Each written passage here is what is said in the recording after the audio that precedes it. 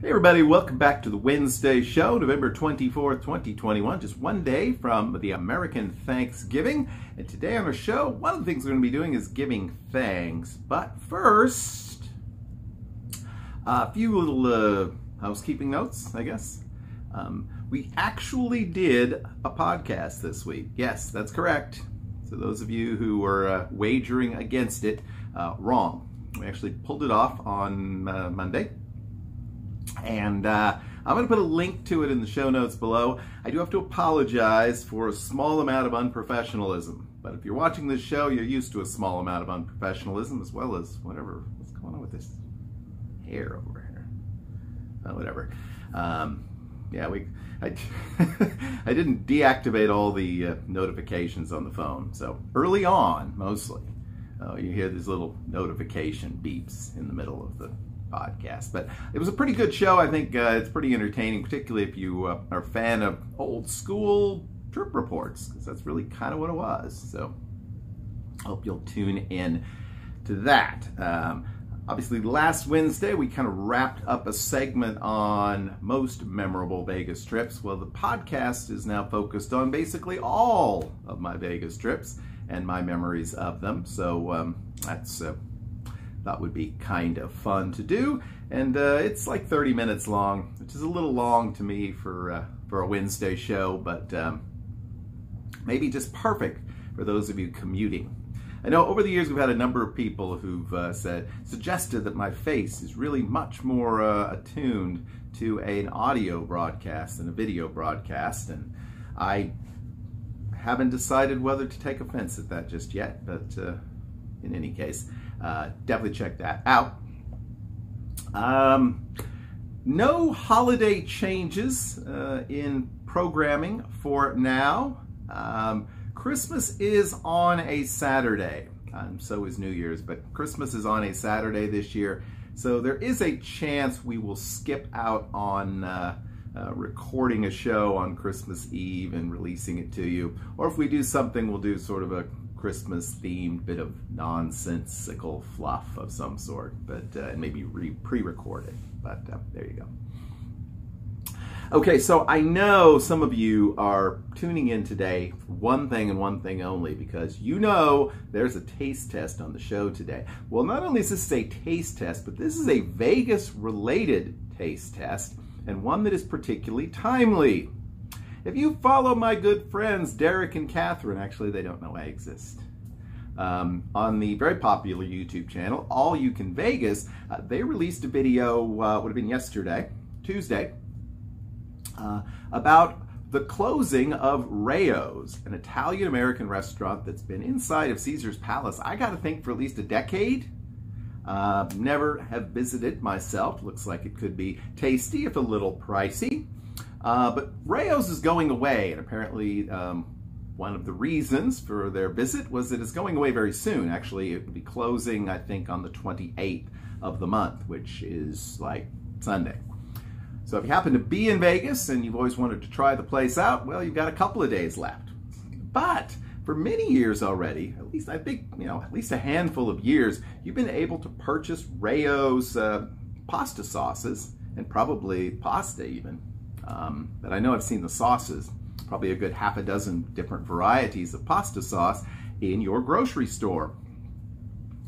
But just within the last couple of months, I have noticed that Rao's has introduced a line of frozen food items. That's right, frozen food items. And so I thought, what better way to commiserate, I guess, the end of Rao's at Caesar's Palace than to try a couple of these meals for you all and let you know if they're worthwhile, if maybe, it's an opportunity, if you've been a big fan of Rao's, to check out their frozen offerings. And of course, after the debacle of just a couple of weeks ago with our chicken parmesan, we had to start out with that one. So here you go. Okay, so few will forget the debacle that was the Boston Market chicken parm. So today we are trying Rao's made-for-home chicken parmesan here on the Wednesday show. Let's check it out. Okay, so that's what it looks like. There's definitely chicken in there. So we got to throw this thing in the microwave for a few minutes, and then we're going to try it. All right, and there's your preparation instructions. So we'll have to see if we can figure out how to cook on 50% power for 3 minutes. You can see all the nutritional information, lots of sodium as we expect. Hopefully, there'll also be lots of taste. We'll be back. Okay, so our chicken parm is done. Here you go. Take a look at it. Looks pretty good. There's definitely chicken in there, as you can see. So we're going to give it a try. Okay, so first up, we're going to try a piece of the chicken. There you go, piece of the chicken.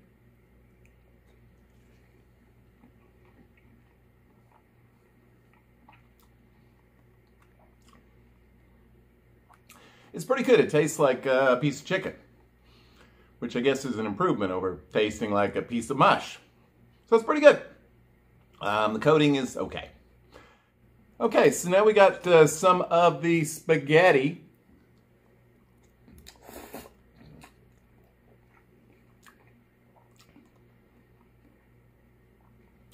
That's also pretty good. Tastes like spaghetti, which it should. Okay, finally, we have a piece with the chicken and the spaghetti.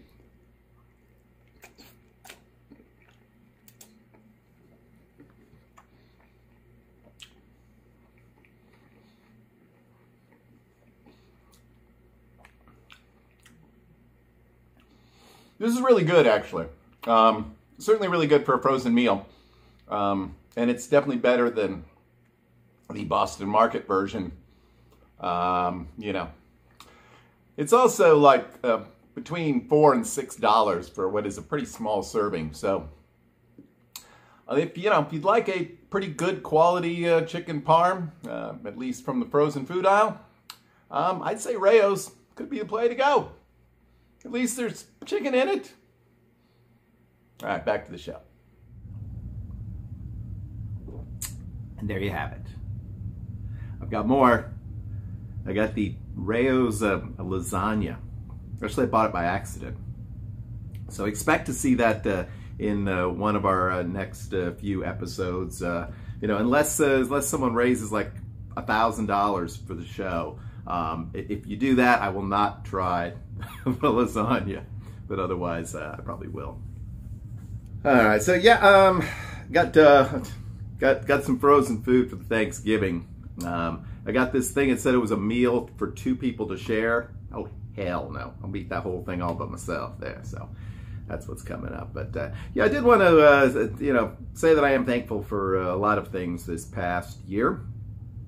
It has been quite an eventful year in terms of Vegas. It was great to be able to get back to the city a couple of times, and certainly on both occasions had a chance to meet up with a number of really great people over the past several years. It has been my privilege to befriend a number of other Vegas fanatics, and I'm certainly grateful for that. And those people continue to provide a support group and an outlet, as well as an audience for much of this nonsense. So we certainly appreciate that. Appreciate my family and friends. As many of you know, we lost Dad back in March, and just the outpouring of affection for many of you in the audience, as well as old friends of the family and relatives, made a huge difference, and those folks have continued to be very supportive and tremendous throughout the entire year. Grateful for whoever invented those vaccines that made me sick 3 different times, because at least that's the only sickness I've really had this year, so I'm grateful for my good health. And I'm grateful for a very special person, my girlfriend of the past few months, Caitlin, who has been again a great source of support and love, and look forward to spending a lot of time with her in the year to come. So those are my thanks. What are you thankful for this Thanksgiving? There's so many things we all should be grateful for, and sometimes we forget. So, all right, we will be back as always this Saturday, well, almost always, with another episode of Vegas Weekly, and we'll be back with next Wednesday with something that we like to call the Wednesday Show. Until then, I hope that you have a great, lucky, and healthy week. We will see you soon. Bye-bye.